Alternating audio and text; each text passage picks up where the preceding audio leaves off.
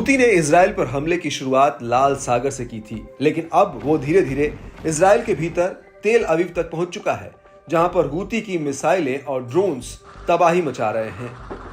यहां तक कि इजराइल के एयर डिफेंस सिस्टम भी अब हूती के हमलों के आगे फेल साबित हो रहे हैं। और तो और हूती इजराइल के भीतर अब उन संवेदनशील इलाकों पर हमले कर रहा है जो अभी तक उसके टारगेट से दूर थे।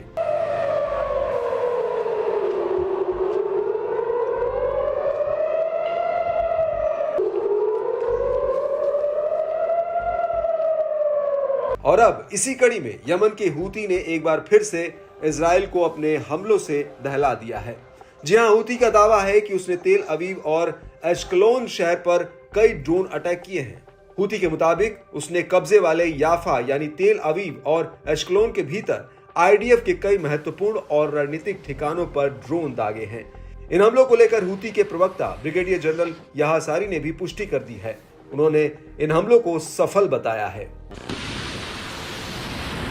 نفذ سلاح الجو المسير في القوات المسلحة اليمنية عملية عسكرية نوعية استهدفت عددا من الأهداف العسكرية والحيوية للعدو الإسرائيلي في منطقة يافا ومنطقة عسقلان جنوبية فلسطين المحتلة، وقد نفذت العملية بعدد من الطائرات المسيرة وحققت أهدافها بنجاح بفضل الله।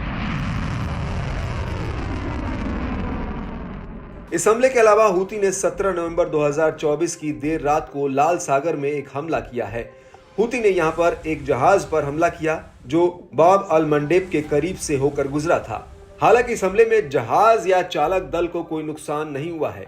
इसको लेकर जहाज के कैप्टन ने ब्रिगेड की मैरीटाइम ट्रेड ऑपरेशन सेंटर को बताया कि जैसे ही जहाज बाब अल मंडेब के पास से होकर गुजरने लगा, वैसे ही जहाज के बिल्कुल करीब एक मिसाइल आकर गिरी थी। रिपोर्ट्स के मुताबिक ये हमला यमन के तटवर्तीय शहर मोचा से करीब 48 किलोमीटर दूर पश्चिम में हुआ। हालांकि हमले के तुरंत बाद हूती ने इस अटैक की कोई जिम्मेदारी नहीं ली है, लेकिन माना जा रहा है कि यह हमला हूती ने ही किया था। इन हमलों के इतर हूती का यह भी कहना है कि उसने इलेट में भी एक अहम सैन्य ठिकानों पर हमला किया था, जो अपने टारगेट पर एकदम सटीक रहा है। लेकिन इस सब के बीच बड़ी बात यह है कि हूती के हमलों को रोकने के लिए अमेरिका और ब्रिटेन ने हाल ही में यमन के भीतर हूती के ठिकानों पर कई एयर स्ट्राइक की थी, लेकिन उसके बावजूद भी हूती का हौसला कम होने के बजाय और ज्यादा बढ़ा है। पिछले हफ्ते ही हूती ने लाल सागर में अमेरिकी नौसेना पर हमला किया था।